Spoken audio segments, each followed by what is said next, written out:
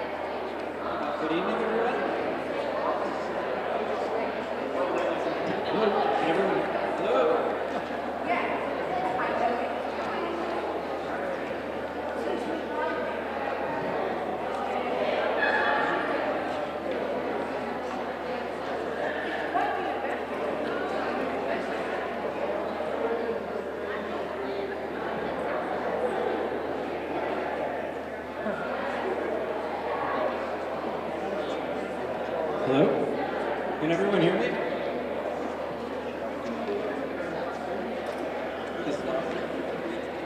Good evening, everyone. Where's the back? Take seats, please, for the meeting order.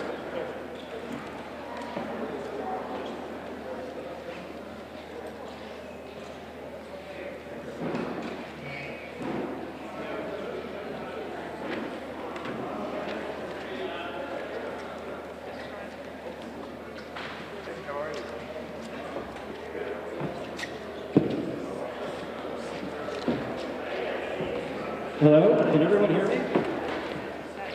Is this loud enough? Everyone is adjusting the... Turn it up a little bit, or is it good? Up.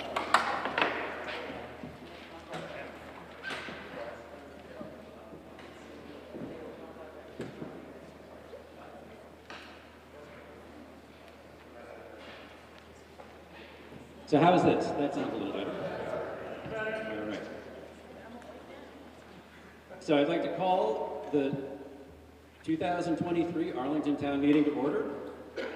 And if it would please the Assembly, if we could all stand and join in the Pledge of Allegiance. I pledge allegiance to the flag of the United States of America and to the republic for which it stands, one nation, under God, indivisible, with liberty and justice for all. Thank you.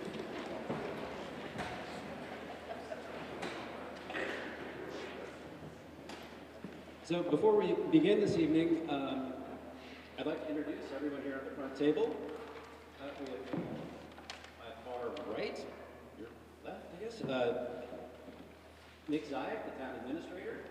And then we have Cynthia Browning and Dan Harvey, Todd Wilkins, Glenn Sherman, and Jamie Poston. And this evening, we really only have one microphone available. So if you got a question, you'd like to stand up, we'll recognize you. I can repeat the question if it's a short question, or we can pass you the microphone. The main complaint from last year was that no one could really hear very well. So we're going to try to remedy that this year with everybody using the microphone if we can.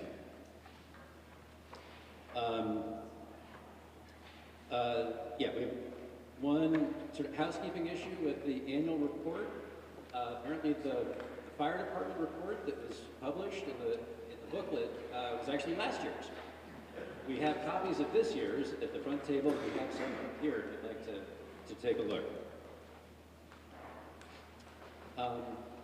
And before we begin with the warned order of business this evening, we have our state representatives here, Kathleen James and Seth Baumgartz. They would like to address the Assembly briefly before we begin. So they're not Arlington residents, so we need to have a motion to allow them to speak. So moved. Do we have a second? Second. All those in favor, please signify by saying aye.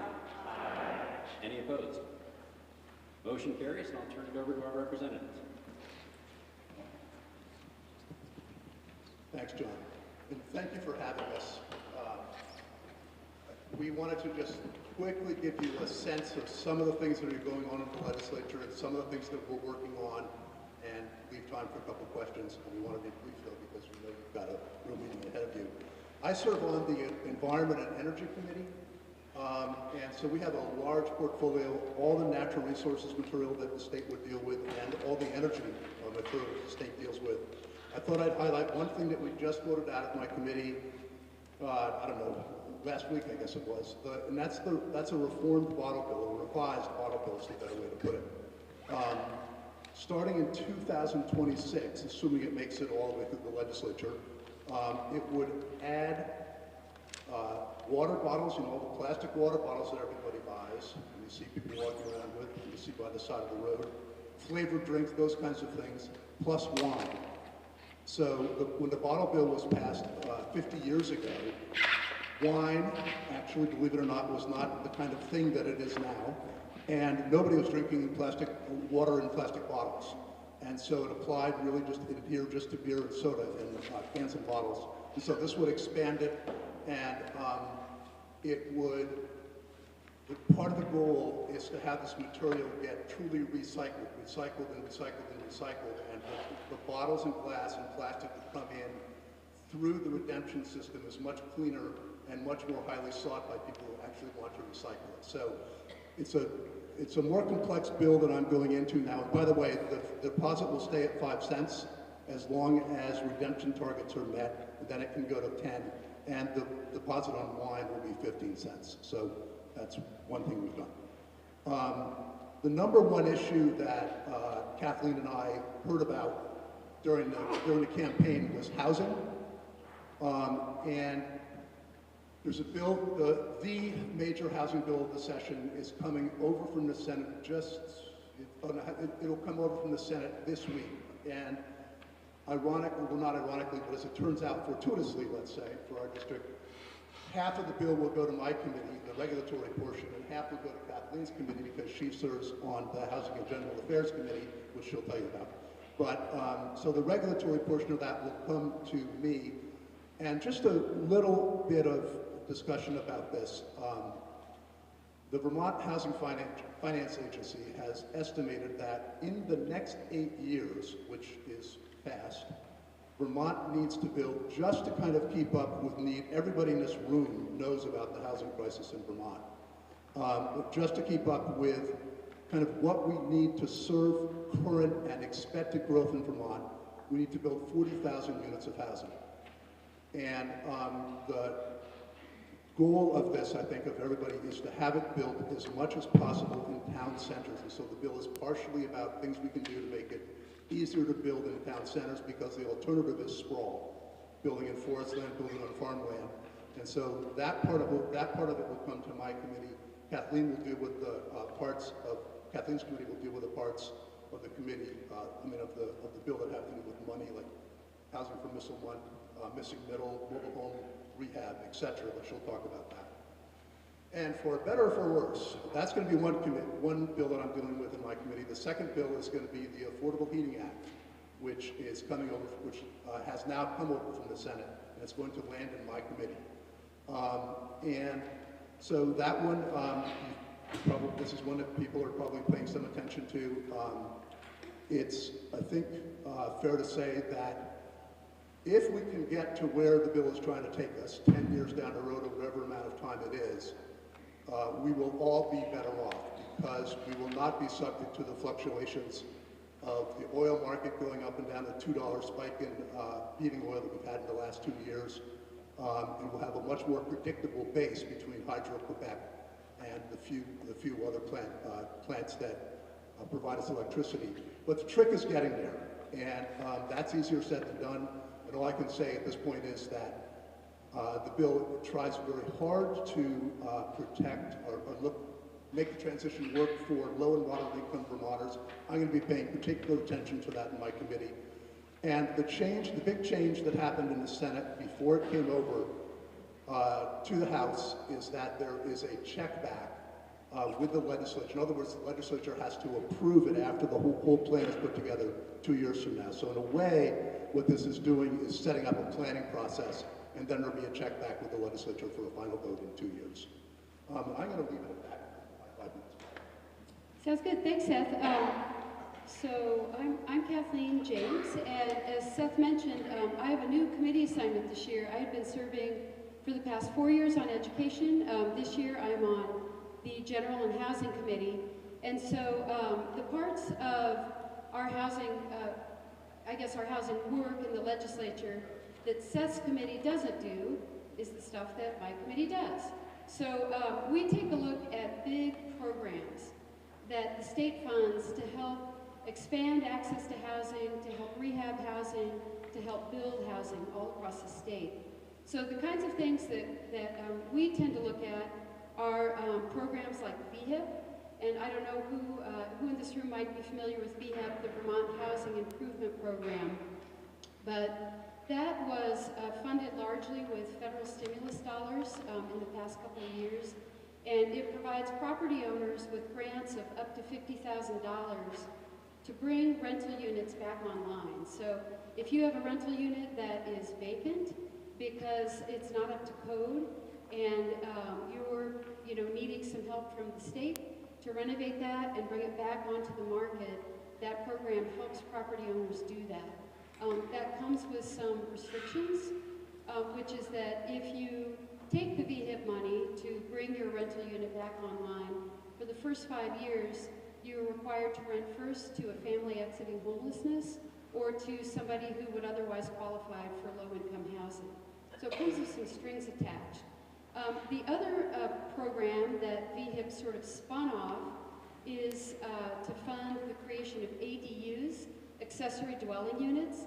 So that's, for example, that's to create a little secondary apartment or dwelling on your property. So maybe if you have a garage and you could put a one-bedroom up on the second floor of that garage, or you have a place where you could create a little, mother-in-law apartment.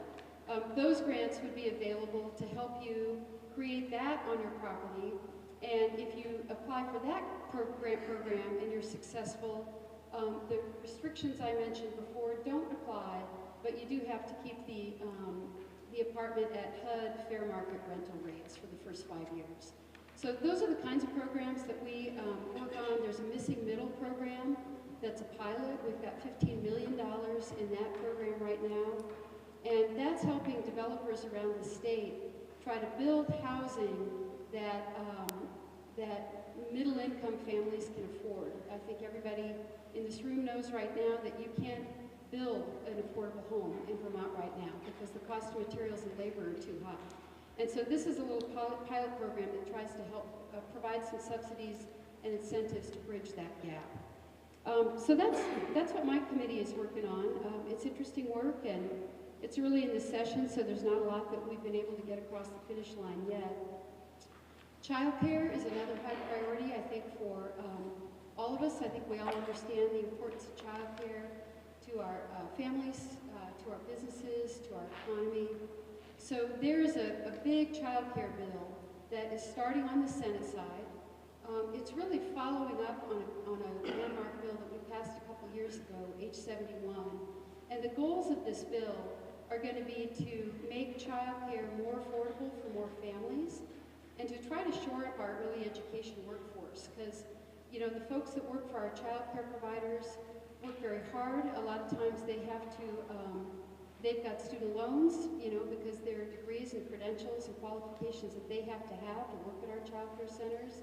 But our childcare providers can't afford to pay them much of a wage. It's a real conundrum. And so we're trying to get a bill going that really start to stabilize that early educator workforce while trying to make childcare more accessible to more folks.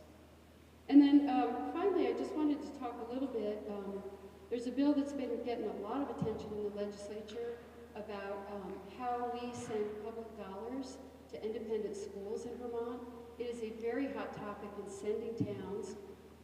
It's also a little bit relevant to Arlington in that to the extent, I guess, that you receive students from sending towns, kids who want to come down and go to Arlington Memorial High School. And use those tuition dollars to do that. So to make a long story short, right now there's a bill that is emerging in the House Education Committee that strikes what I think is a very balanced approach. It would not upend or dismantle our tuitioning system. We're going to be in touch with members of your school board to walk through that bill tomorrow. I brought a copy, in fact, and make sure that we understand the implications of that for you guys. And I did have one more important thing I want to talk about. I'm sorry. The Southern Vermont Communication Union District, we got a great email from them today. For those who remember, we were here at town meeting in 2020, pitching the benefits of the Southern Vermont Communication Union District. And at that time, Arlington became one of the founding towns. 12 towns across Bennington County voted to start that CUD in 2020. We now have 14 member towns across Bennington County, and this volunteer group of folks has been working very, very hard to try to bring broadband to every house in the member towns. Most recently, they signed a partnership with Consolidated, and Consolidated's spinoff, which is called Fidium Fiber.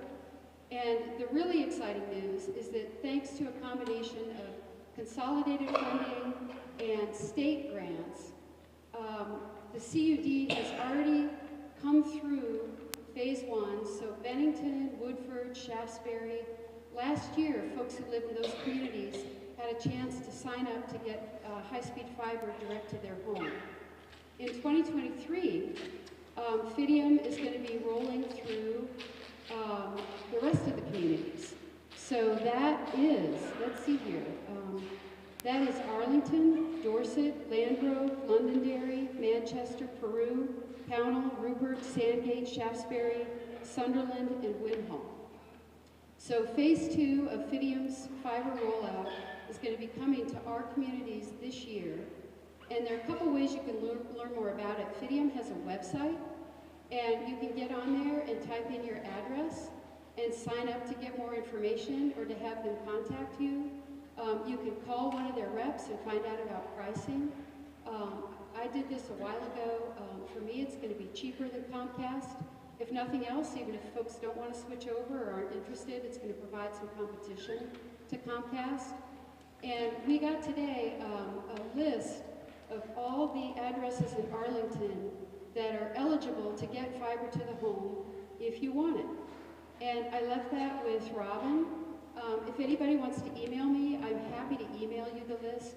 You can look to see if your address is on it. You can also go to the Fidium website and type in your address, and you can call their customer service reps and find out if fiber to the home would be faster, better, cheaper for you. So that's what I had, and yeah, thank you for having us. Before we let our representatives go, does anybody have any questions for them? Yes. Yeah, I have a question. I think I'd put it towards Seth. I know a bunch of people got these flyers about the cost of heating oil and everything with voting on S5. And then in it, it says how if this bill becomes law, it will add a minimum of 70 cents per gallon to heating oil, kerosene, and propane. This is according to testimony on 1/26/23 by the Secretary of Vermont Agency of Natural Resources. Is that true?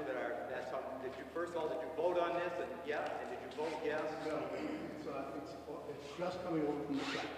So it will just be arriving in my committee this week. We won't take it up this week. We'll take it up sometime in a week or two. Yeah. So That 70, that without getting into detail at this, because I've got a lot to learn about this. We're going to be spending a ton of time on this. But that 70 cents has been widely debunked. Debunked. She said at the time it was a back of the matchbook calculation that she actually, I think, did in the committee. So that number is not accurate. It's not that there won't, and I don't know the answer to this. This is why, by the way, there's a 2-year study phase, and then it comes back to the legislature before it gets enacted. So there's a whole process of working with all the stakeholders, and then it'll come back with an actual plan, and the legislature will vote then on the final bill. So it's a little early to tell that. I would say how that will work out. But I will say that Oregon, which did something very similar to this, had a 10-cent increase.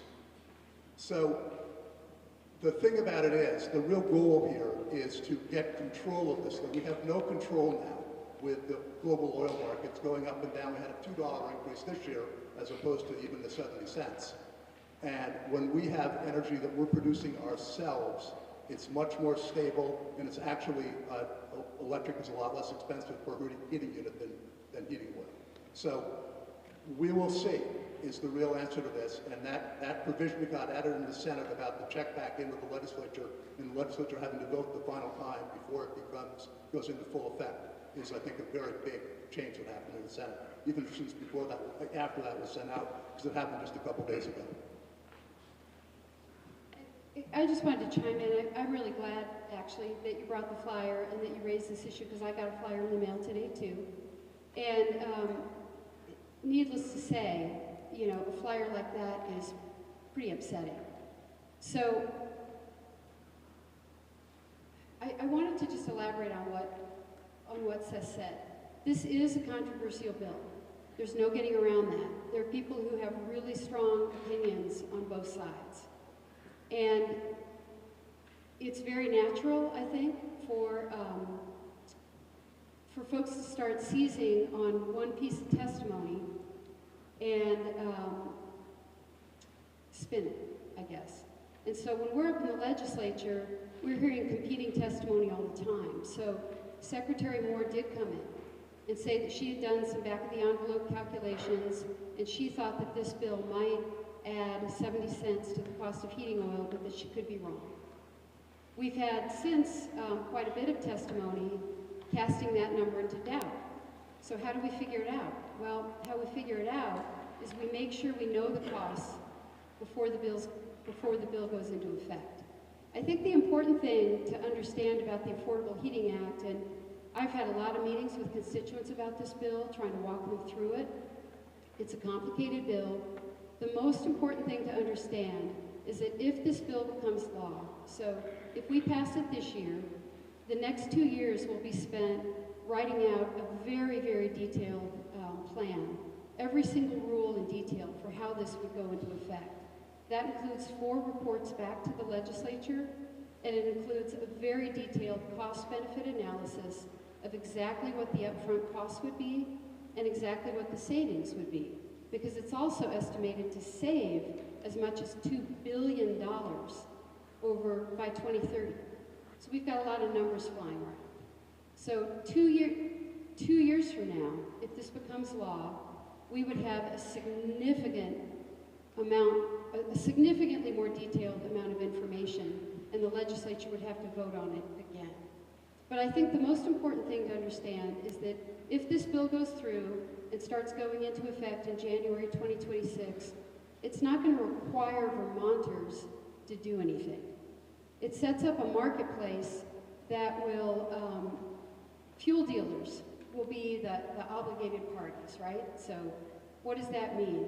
It means that fuel dealers will be required to rack up or earn a certain number of credits, and how they earn those credits is by weatherizing homes, installing heat pumps, selling biofuels. So there's going to be a bunch of credits available for things that they can do to help Vermonters switch to clean heat or save money on their heating bills. So the fuel dealers are going to be motivated to offer incentives, to offer cheaper weatherization, to try to diversify what they sell. So maybe they start selling biofuels as well as heating oil. So it's going to create a marketplace with 60% of the work required to be targeted toward or to reach, I guess, low and moderate income Vermonters. So the fuel dealers will be doing this work. They'll be offering a much lower cost weatherization and heat pump type options to customers. That means that customers are going to have more choices.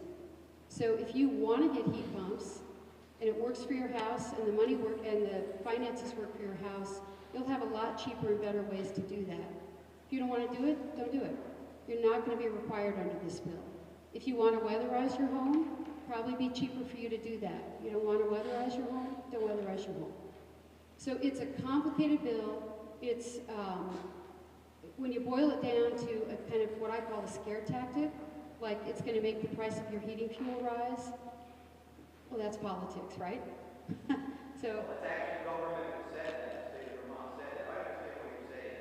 You can spin it like you said anybody you want. But you guys are the one that said it above 7%. I mean, you work for the state said that, so you can see what people think that. I can totally understand why people would think that. Secretary Moore said that, and then we had 6 people in the next day saying she was wrong.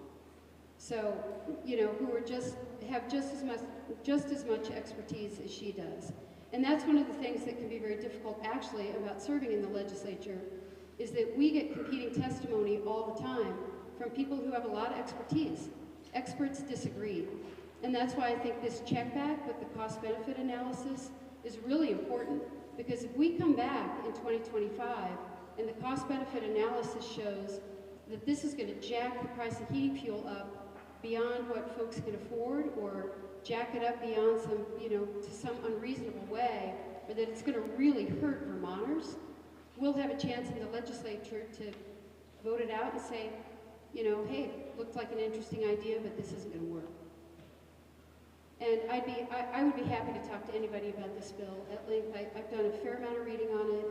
We've got a handout in the back of the room that shows some alternative viewpoints on it, and some websites you can look at to start getting yourself educated. Because we've all got time before this will go into place.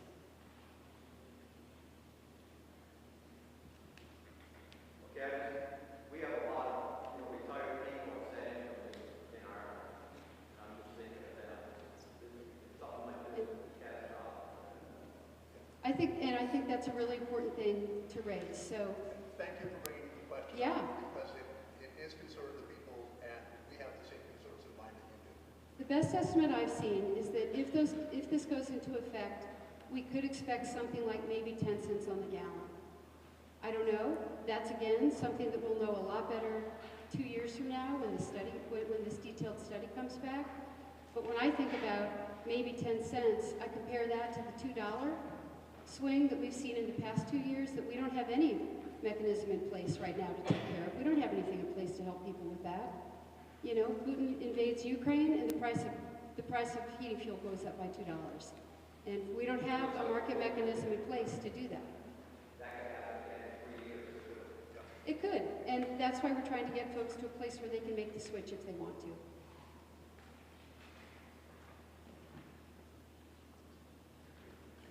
Thank you. Thank you very much. Thanks for having us.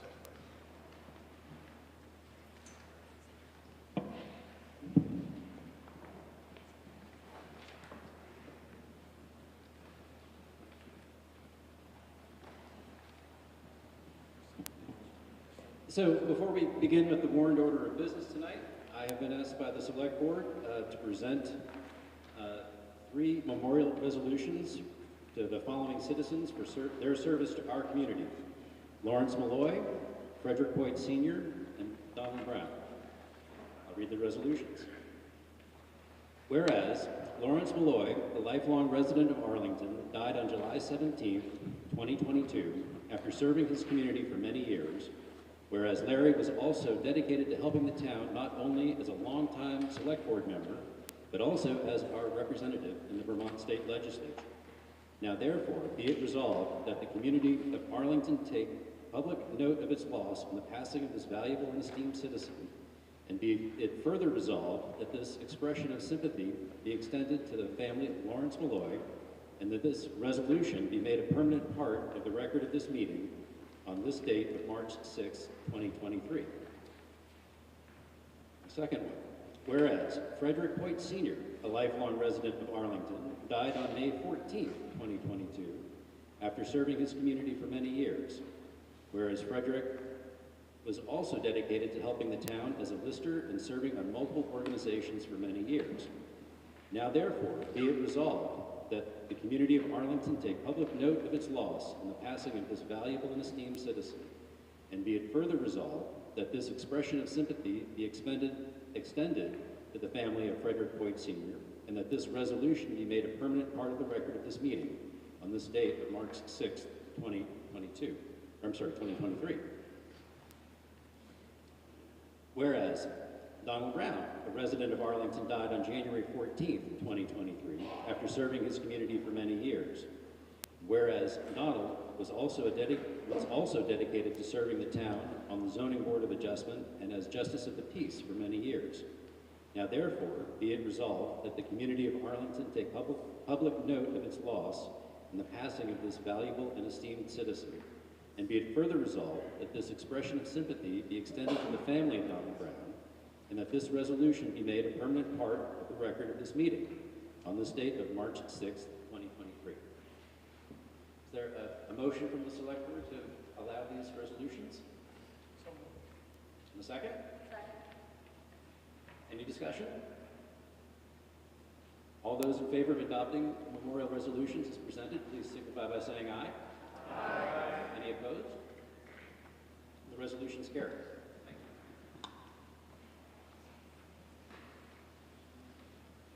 you. So, moving on to the warned order of business, which is located on page 6 of the town report. Before we move on to Article 1, I would entertain a motion to dispense with the reading of the 2022 annual town meeting minutes and ballot results, which are reprinted on page 88 of your town report. Second. Second. Any discussion? Yes. Yes, Eladia.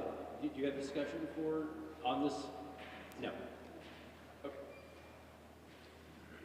All those in favor of dispensing with the reading of the 2022 annual town meeting minutes and ballot results, please signify by saying aye. Aye. Any opposed? Motion carries. Next, I'd entertain a motion to dispense with the reading of the 2023 annual town meeting warning, which is on page 6 of the town report. Is there a motion from the Assembly? And a second?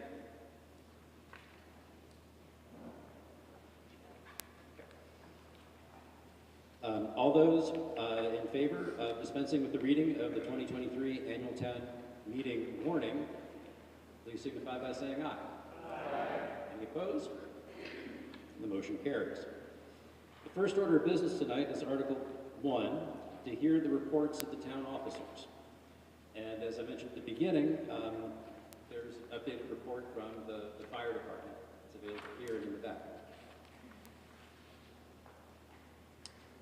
Is there a motion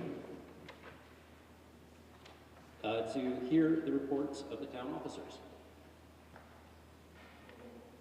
And a second. So the motion is open for discussion. Are there any questions about the town reports that anyone would like to address to anybody at this point? If there's no further discussion, then all those in favor of adopting the reports of the town officers as presented in the town report, please signify by saying aye. Aye. Any opposed? Motion carries. The next order of business is Article 2, to see if the town will vote a budget to meet the expenses and liabilities of the town. The proposed budget is found beginning on page 23 of the town report. The total amount of the budget proposed by the Select Board is $1,892,565. And it should be noted that this figure includes the capital reserve funds and appropriations to be voted tomorrow. And those are set forth in the warrant order of business Articles 7 to 16, 18, and 20 to 39. For our purposes tonight, we need to subtract the amount of those capital fund, reserve fund contributions and appropriations. And the specific items are set forth in the warning and in the budget. Those appropriations total $313,654. So as those items will be voted tomorrow, what we're voting on tonight is the difference between the total budget of $1,892,565, less the appropriations to be voted tomorrow, which leaves us with an amount of $1,578,911 to be acted on tonight under Article 2. Is there a motion from the Assembly to accept the Select Board's budget as presented in the town report? And a second?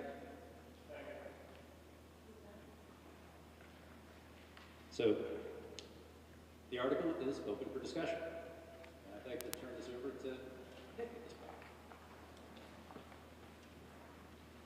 Thank you, everyone. So I'm going to try and keep this pretty straightforward. This is, frankly, the most straightforward budget of my very brief, well, this is my third budget, so it's the most straightforward of the ones so far. The top line figures are pretty straightforward, as John went through. The amount to be raised by taxes is just over 5%, and our savings rate is more or less steady, not just slightly down from last year at about 11.8%. So I'm going to go through some highlights of the changes and get at what is in this fairly business as usual budget. We have a 5% wage increase with 2 specific additional increases for wages for the staff, not including my position. There's no new increases in healthcare mix because of some really fortuitous circumstances with regard to staff mix. Many towns are facing substantial increases in this space this year, but not relevant to our town. There was a shift in the auditor position from a contracted position to a staff position as it ended in 2022. So that shuffled around some items and added payroll expenses instead of contracting expenses. But the expenses themselves are not increased substantially. And it incorporates some changes to park staffing that we went over last year as proposed. So some items on administration, we rationalized our software spending. We shifted some spending on the solid waste lines. We're paying for our audit this year out of the capital reserve fund because our audit fund is overfunded from past select boards even before my time. It's maintaining computer spending. We want to make sure that we continue to upgrade our ability to work digitally and have every staff member have a good working machine. And then I'm holding off on some town hall capital spending in anticipation of future state funding that will fund pretty much all of that. And there's some increase in interest payments associated with our borrowing in anticipation of taxes this year. Some highway budget top lines. There's wage increases. I note the top line budget increase of about $75,000. That incorporates a $20,000 increase in the gravel budget. I'll thank that and attribute that wholly to the select board. That was something that came directly from the board, hearing from you that said, we want our roads to be improved, and we're gonna add $20,000 of gravel to our roads this year, supposing you approve the budget. We're reducing our highway department exposure to unpredictable water digs that are associated with emergency work. We're adding internet service to the town garage that has already happened, and we're pleased at the highway staff's ability to use that to improve their work. We're doing one pavement patching job and increased funding for culvert replacement, and then a big one, the grade release that we engaged in last year has moved on budget for the next couple of years, so that'll be built into our budgets for the next period. And I warned you all about that when we bought it last year. Capital plan highlights, there's very little change in the capital spending and saving this year. We decreased the spending into the audit fund, so that'll be associated with a $15,000 single line item decrease in voted appropriations. And then we did increase a $5,000 contribution toward future fire trucks to account for increases with inflation. But we tried to keep saving level from last year with limited changes.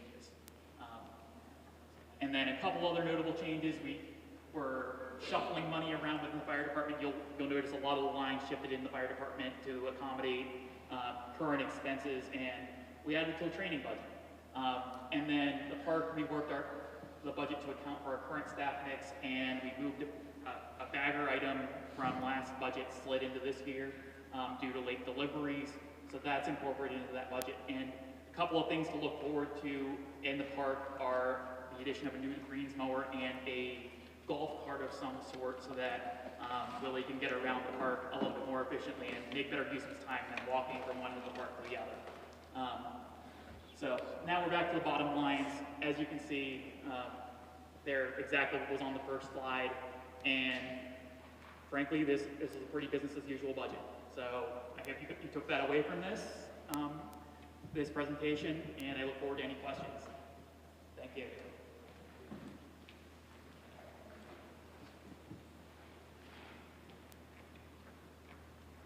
Yes, we have a question? Yes, I have a general question about the gravel. Is $20,000 enough to maintain the roads and all? I think there's always room to add gravel to your roads.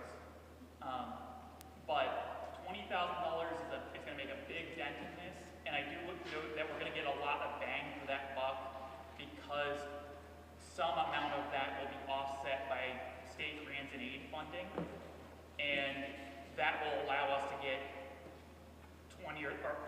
get a lot more gravel for our money this year.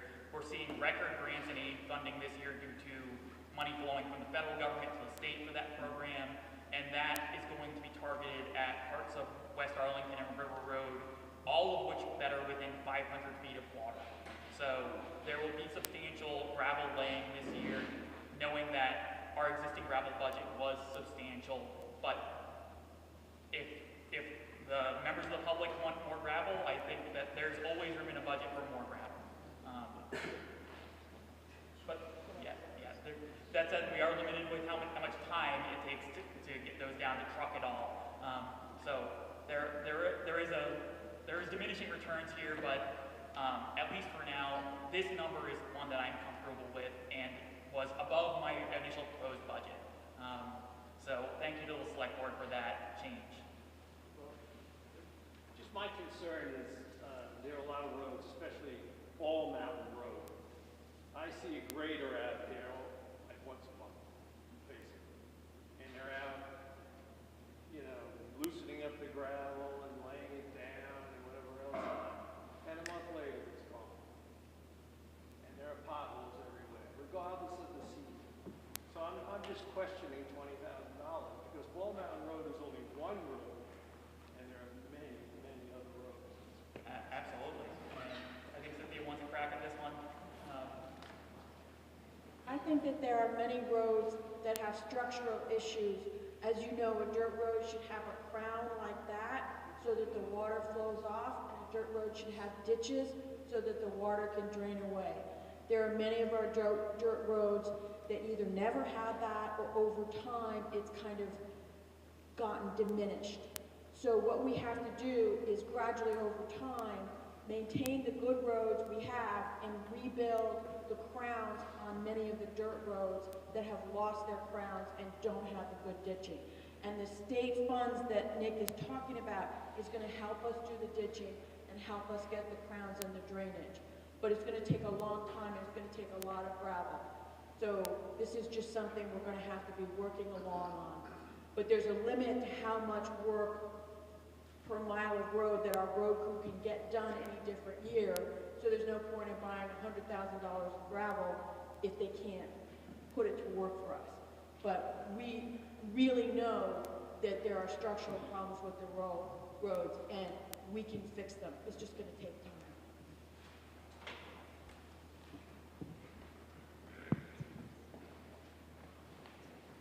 Any other questions? Yes. Maybe I could use it. Yes.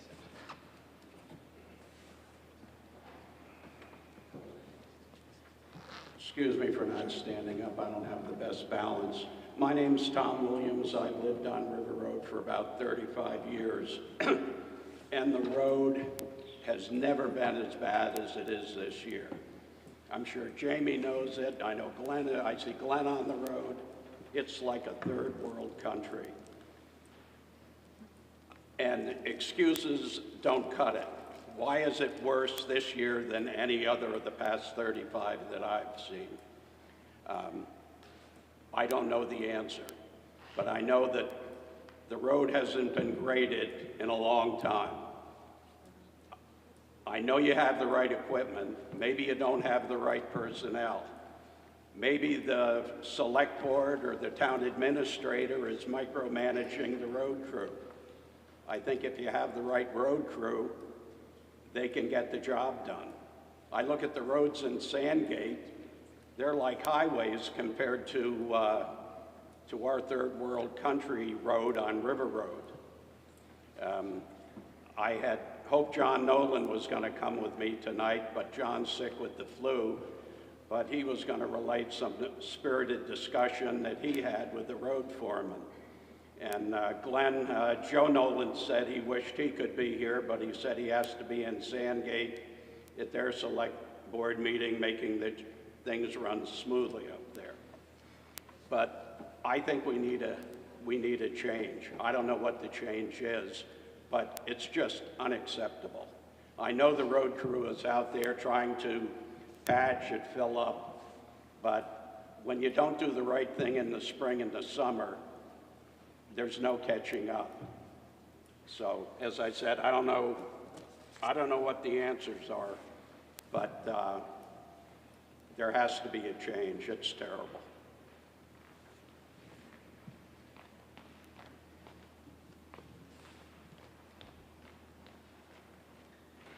So I'll address that with one important story, and that was the reason I put that line about the grader in there last year was last year we were, because of the lemon-y issues that we had with our brand new grader, it was down for the entire spring grading season. That has cascaded for the last year, and particularly on River Road. We spent a lot of time on River Road last year, and catching up to a bad spring grading or a lack of spring grading like we had last year was nearly impossible. This year I can make a pledge that we will be doing systematic spring grading of all of our roads this year with a plan, and that is something that will be very different than last year. So I hope that you're back here at town meeting next year and that you don't feel motivated to bring up something like that because it's improved enough to make the people of River Road feel like they're getting what they deserve from our time. Certainly, it was a nightmare trying to catch up on that, trying to keep Band-Aid on Band-Aid on Band-Aid on River Road in particular last year. But a good systematic spring grading with full access to our brand new grader is going to be all the difference, I hope, at the end of this year. I'm just troubled by, you said, you know, you had trouble with the grader. I think you have to then lease a grader or borrow one or do what you have to do. It's hard to track down a Those grader. convenient excuses for not getting the job done. It's hard to justify a big pile of spending when you have a grader under warranty that's literally brand new. It was delivered immediately, like November of last year. Yeah, or the but year it's hard before to ride last. up and down River Road and have your car destroyed too. It's certainly unfortunate, but once the time has passed, you can't catch up on a lack of spring grading. I also think that this didn't happen overnight. We certainly had very unfortunate situations this past spring, but we have had turnover in the highway department, and I don't feel we've quite gelled in terms of the training and the experience.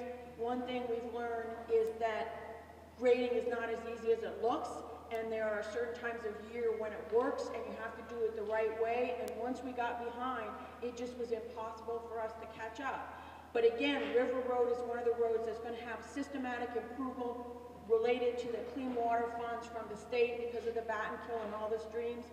So all those sections of River Road where there's no crown and it's low down and it's close to water, those have to be brought up with a crown. They have to have the ditches, and once we get them there, we have to maintain them.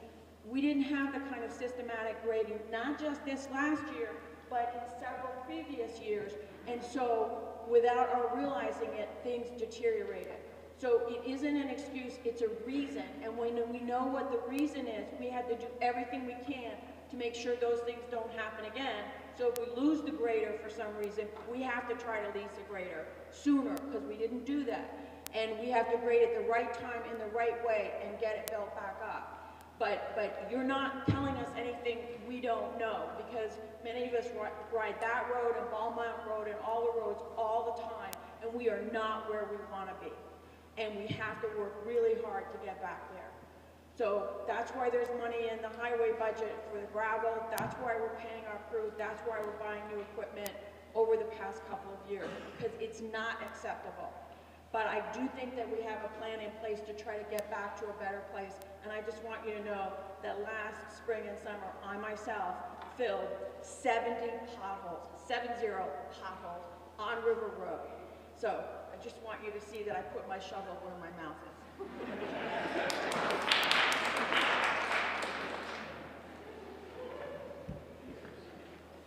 Yes. Belabor the point, but I just want to ask a question. If that money is only for River Road, because Andrews Lane has never been as bad as it is this year, and I'm hoping that this is going to be systemic through the whole town.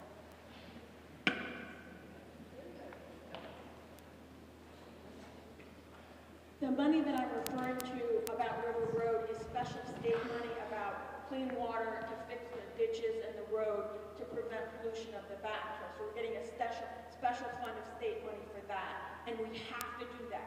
I mean, it's mandated that we do those things. But we have other money in the budget for other town roads. We are not abandoning the other town roads at all. In fact, the fact that we have the state money to work on River Road releases highway funds for the other roads. So I think that, you know, we're not going to get to everybody as soon as we should, but we're going to be able to get to everybody eventually, and the River Road work will free up funds for the other roads as well. So, but be sure that you're letting us know of the conditions on your roads, because although we try to drive on many of the roads, we don't always get everywhere. So you can always let us know when something particularly bad is going on. Yeah, that's a good one, and I'll note that that state money is specifically, the number is 500 feet of water. So I know Andrews Lane and all of it is not within 500 feet of water, but that's one that really is a grader road. It needs a good systematic grading, that needs a great crown, maybe a little bit of ditch work. There's a little bit of state identified problems down at the bottom. but certainly something where we know that a system, that those small roads in East Arlington haven't gotten the greater attention that they really needed, and the amount of time invested versus the amount of benefit that you get is absolutely something where it's not necessarily that they suffered from the other piece, it's that they suffered from that spring grading really exceptional. And they might need a little bit of gravel, but it's not that much. This is not a tens of thousands of dollars type of project. This is a $2,000 project. And certainly something that I expect to get to on all of the roads, on the small roads in East Arlington, to check them all in person, make sure they're all up to code, and make sure they've been graded properly by the MC. So thank you. Yes, Tim.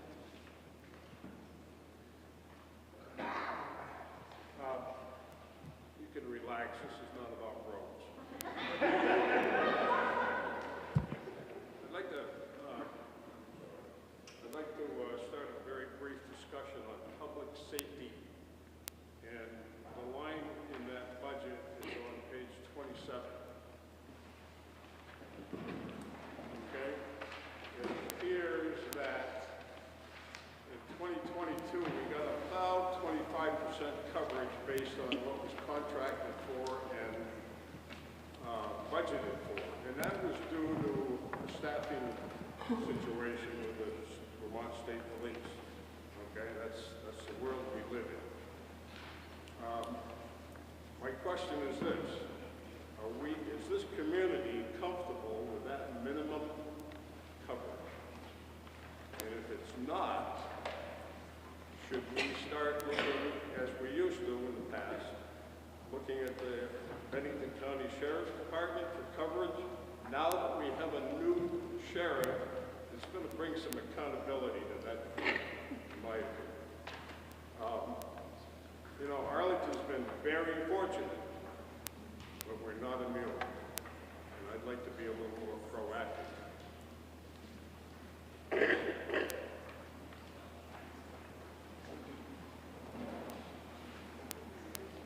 I think just what Tim was referring to, the staffing issue, as you know, there has been shortages of law enforcement officers, so we had less expenditure for the state police coverage because they just couldn't give us any more patrols. So we have a certain amount in the budget. We're hoping to get that coverage. I'm willing to explore what the sheriffs can do for us as well. I'm open to any ideas about the best way to keep Arlington safe. I do think the state police have been doing a good job. And as with the potholes, if you see speeding or any kind of behavior that's questionable that you want to call our attention to, or that you want to direct patrols in any particular place, you can definitely let Nick or one of the select board members know.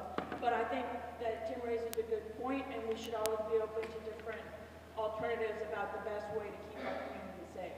So I think that's something to look at.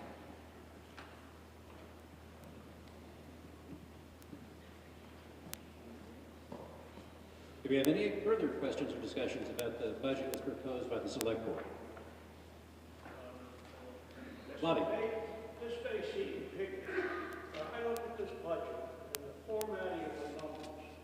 There's a bunch of numbers that are thousands.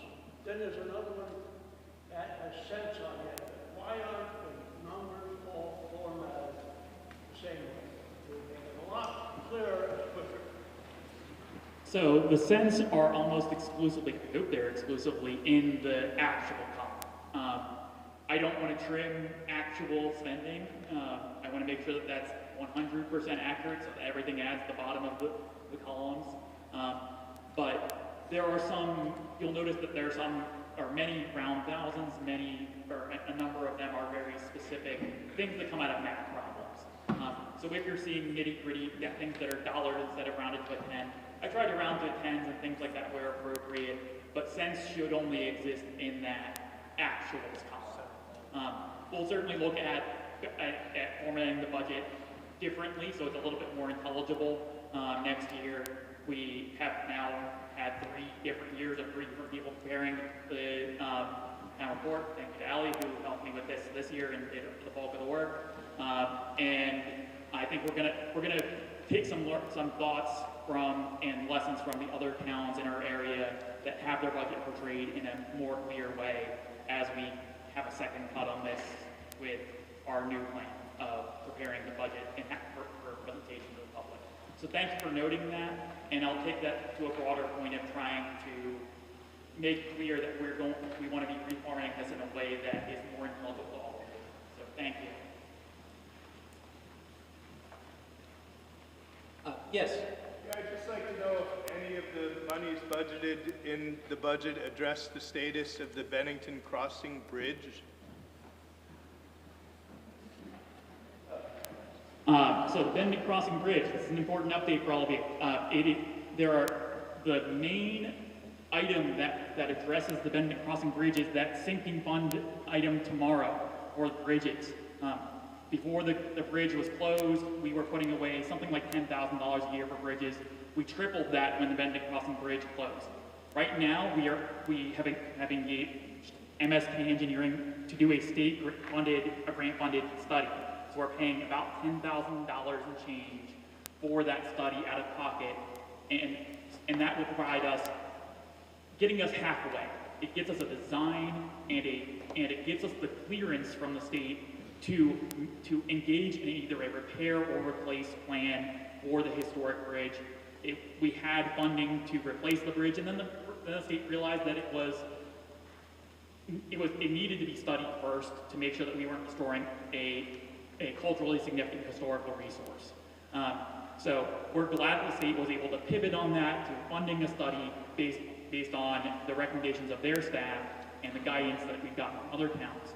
So look for an update on that study. MSK Engineering should be engaging in that in the next couple of months, and we'll have a plan so that at town meeting next year, we have an answer for when that bridge is going to be coming back open.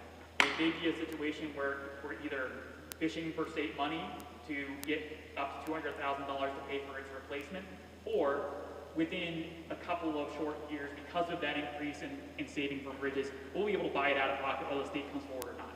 I certainly expect to go and try and find that $200,000 because who wouldn't want that two-thirds of a bridge paid for? But we look forward to having progress on that in the next couple of months.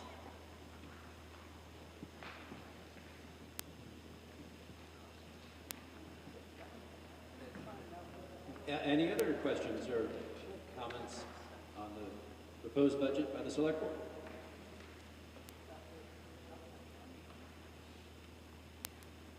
Then if there's no further discussion, all those in favor of adopting the budget as proposed by the Select Board, please signify by saying aye. Aye. Any opposed? Your microphone. No, next to the back one. We have a technical.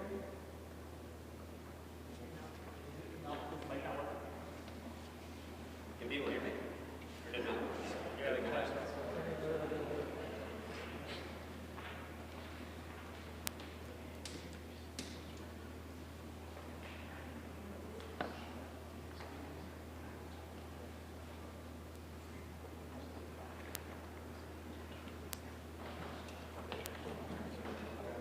Yeah.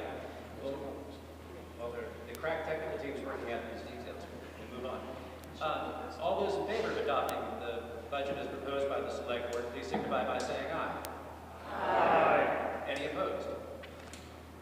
And the motion carries. The next order of business is set forth in Article 3, to see if the voters will authorize the Select Board to apply any surplus funds from the previous fiscal year to reduce taxes in the current fiscal year.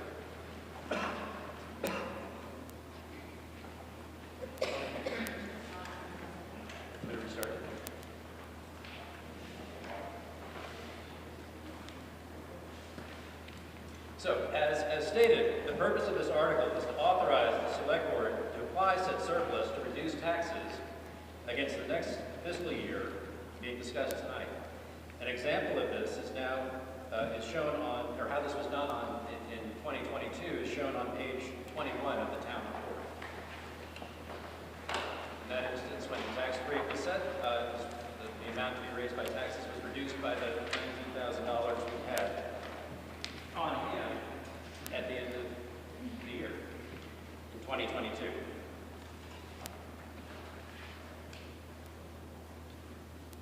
So is there a motion from the Assembly to authorize the Select Board to apply any surplus funds from the current fiscal year to reduce taxes in the next fiscal year? So moved. And second. And all those in favor, please signify by saying, oh, I'm sorry, is there any discussion on this I topic? got a question. Yes. Steve McCaffrey, what is the amount that you're looking at? There should be zero surplus, actually.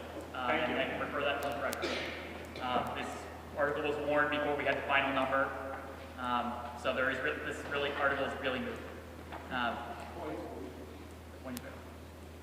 So there is no surplus? There is no surplus. We're not anticipating any surplus, but if there is any, we'd authorize the Select Board to apply it to reduce the tax rate. Is there any further discussion on this motion? Not that all those in favor of adopting the motion, please signify by saying aye. Aye. Any opposed? Motion carries. Moving on to Article 4. To see if the town will vote to have all taxes paid to the town treasurer as provided by law, tax bills be issued by September 6th, 2023, and payment to be in the hands of the treasurer or postmarked on or before November 6th, 2023. Is there a motion to adopt the article as presented? And a second? Is there any discussion on this article? There's no discussion. All those in favor of adopting Article 4 as presented, please signify by saying aye. Aye. Any opposed? The motion carries. Finally, Article 5 is to transact any further business found necessary and proper when met. After any further business under Article 5, said meeting will recess until Tuesday, March 7th, 2023. Any other business to be brought before the Assembly?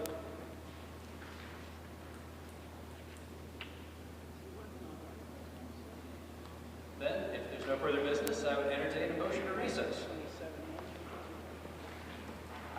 And we'll recess until, I'm sorry. Motion to recess the meeting. And any second?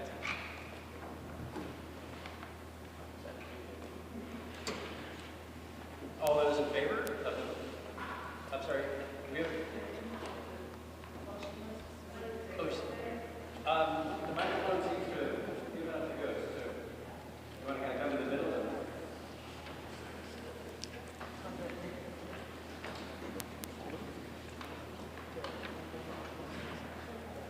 The microphone is on.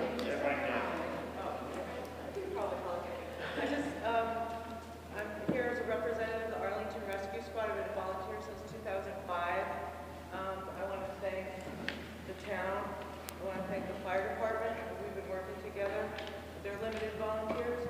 We are limited volunteers. We've almost tripled our calls. People moving into town, mutual aid. So I just want to put in a positive word for voting yes on the appropriations coming up.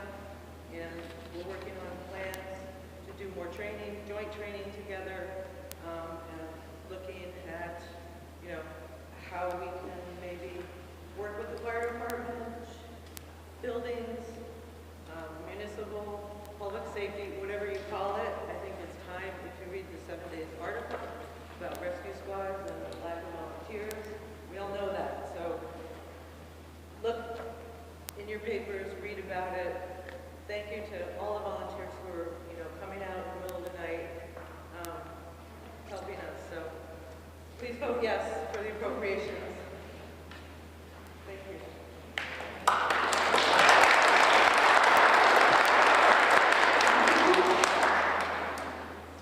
Yes, Senator, please. I'm here representing the Arlington Energy Committee. I know everyone is anxious to get going, but we've had a very busy year, so I just wanted to briefly share some updates with you about what we've been doing. First of all, the Window Dressers program. Many of you probably participated, and its second year was a great success again. This year, 267 insulating window inserts were built over 5 days. 33 of those inserts went to customers who qualified to receive them at either a reduced cost or no cost at all. And that all translates to each window insert for each window is approximately $57 in energy savings and fuel costs per year. So it all really adds up.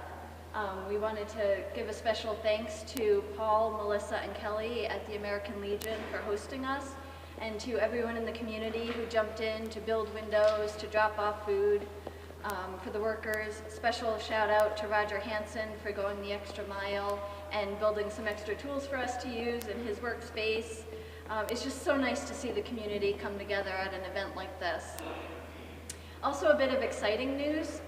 Arlington was one of only 4 towns in the state to be chosen by the Vermont Council on Rural Development as a climate economy resilient community, which means that the VCRD will be lending their expertise to our committee as we continue our ongoing carbon and energy analysis project for the town. This greenhouse gas tracking project was initiated to provide guidance to the Select Board on strategies to achieve carbon neutrality by 2027, which was voted on last year.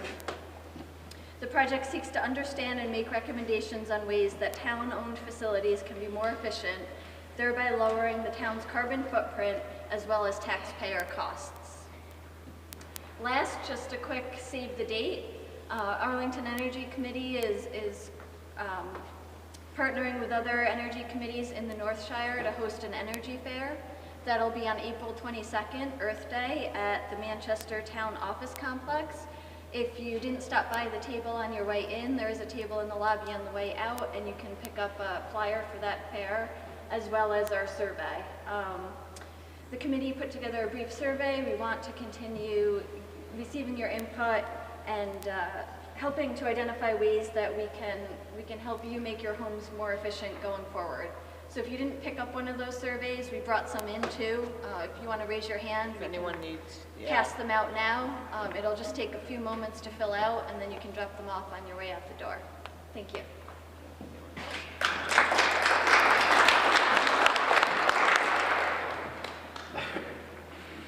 Yes. My name is Kate. I'm here tonight on behalf of GNAT Television. That's our local public access television channel. Each year we ask the serving towns that we provide care to. So you're not my patients.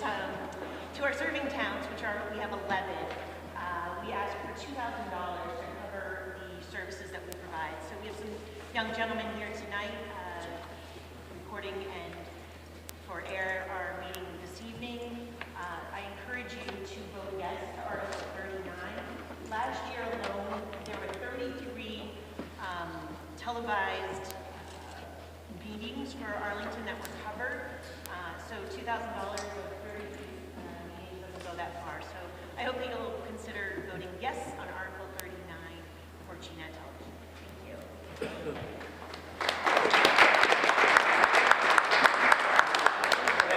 Hi everybody, John Toth with the Arlington Lions Club. First up, I'd like to say thank you to all of you. It's been a pleasure serving you, and whatever we can do to help you, please come and see us.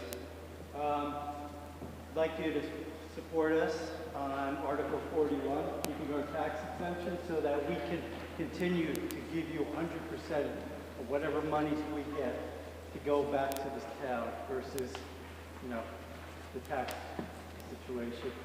And to bring you all on a pool update, I'd like to thank the Arlington Parks and Recs Commission for helping us raise money.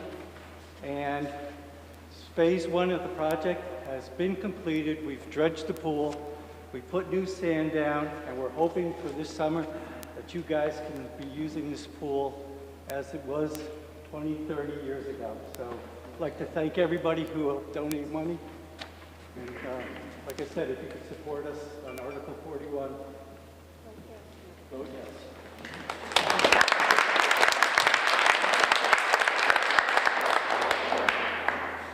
Yes. Even though I made a motion to close, I was just kidding. I'm Aaron Ashton. I'm one farmers market, so we just want to remind you, we open up in June. It'll be at the rec park. Thank you for the rec committee's help on keeping that area clean. And also as a member of the Gardens at Yellow Barn, working alongside Roger Hanson in our group to keep that going as well. So for those who want to meet us at the market, it's going to be on Friday, 4 to 7, June 8th to September 9th. Thank you.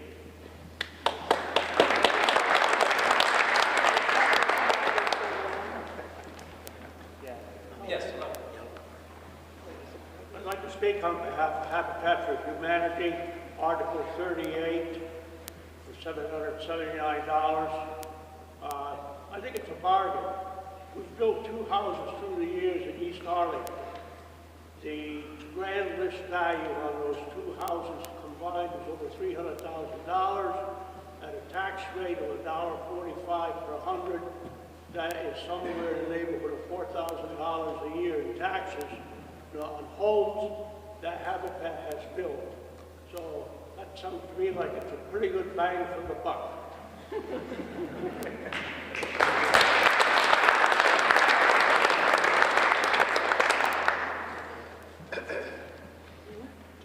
there anybody else who'd like to address the assembly? Stop. I had asked the select board if we could slim down the number of articles we have to vote on from 42 to something less. And I suggested that any amount of money requested of the board of the town below $1,000, and there's a number of them on the ballot this year, about 10 of them are under $1,000. Would it be the sense of the meeting if we could pass in the future, allow the select board to approve of any request for funds under $1,000 so we can remove it from the ballot and keep the ballot, the voting a little more, a bit slimmer than it is right now?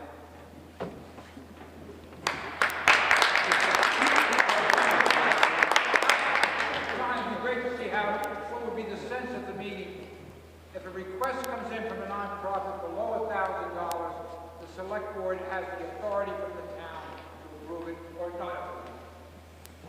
That's all it is. Don, that's just an advisory point for the select board to consider, correct? Or are you trying to advise them? Yes. Get a sense of the meeting. So you would like to get a sense from the assembly whether they would be in agreement with? Yes.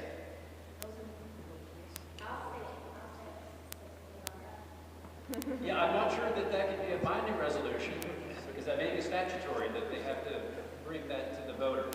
But we could certainly take a kind of an informal, non-binding poll.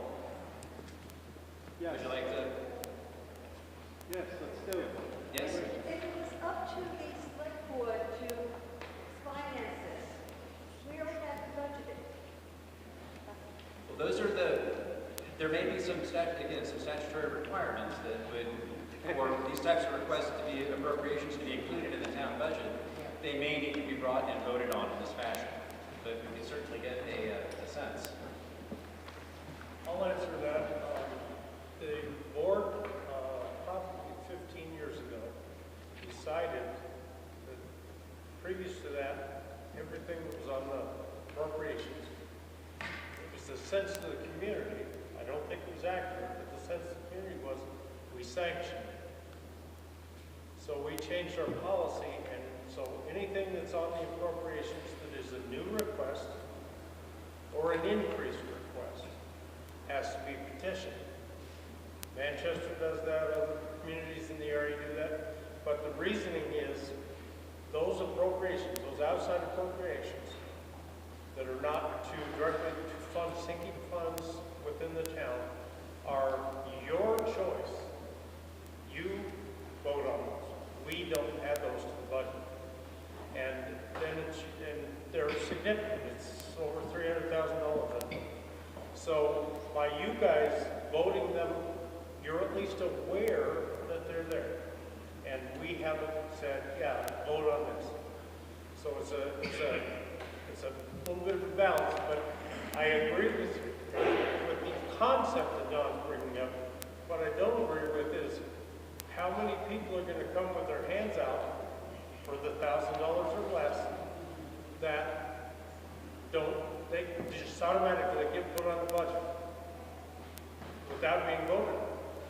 So there's kind of a give and take on both sides of that coin. It sounds good at first, but you could have 20 more requests for under $1,000 or 30 more requests for under $1,000 that don't have to do anything really for it other than say we want it. So by each of them petitioning, each of the organizations that get funding, especially new ones or ones that want to increase their funding, they have to re-petition for the amount, get the signatures, do the legwork, in other words, earn it. So we put it back to you guys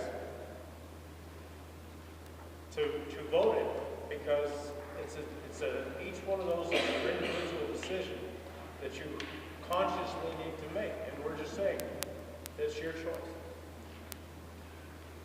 I don't know if that's clear enough, but that's what we changed the policy to, so that we didn't just have an endless number of organizations coming with their heads out and thinking they were just going to get free money.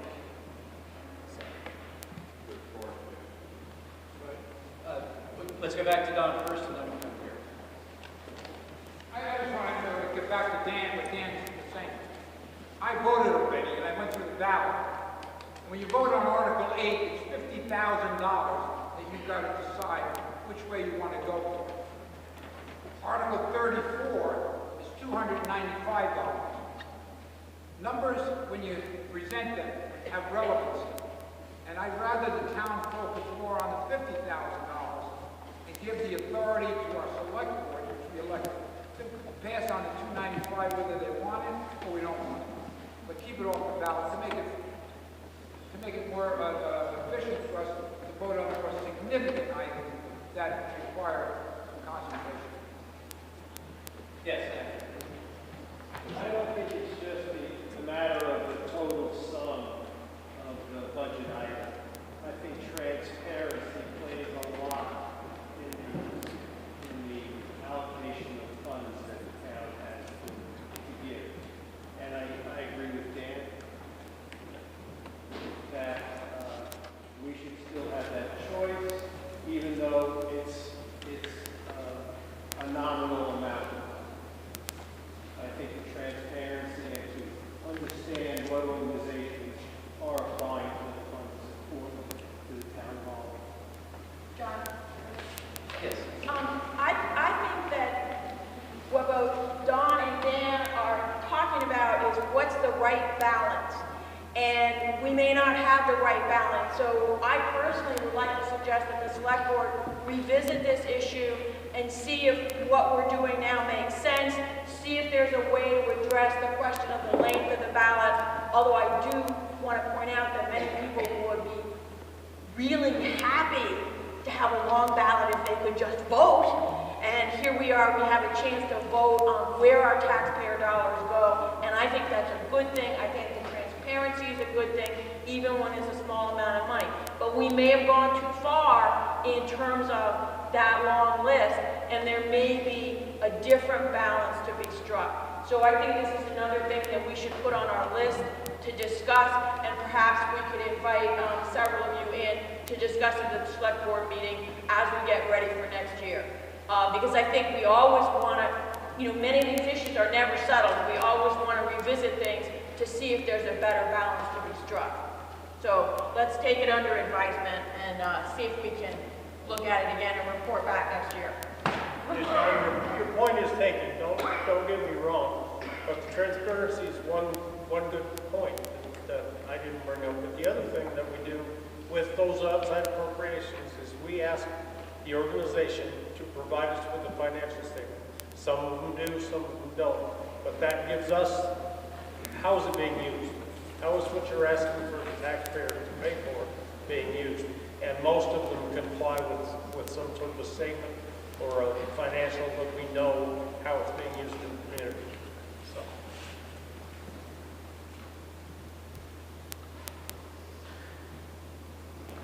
Don, does the select board take that under advisement and really to consider it for next year, address your concerns?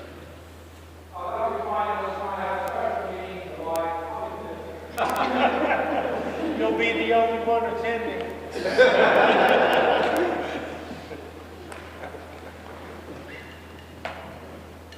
Is there any other business to be brought before the Assembly?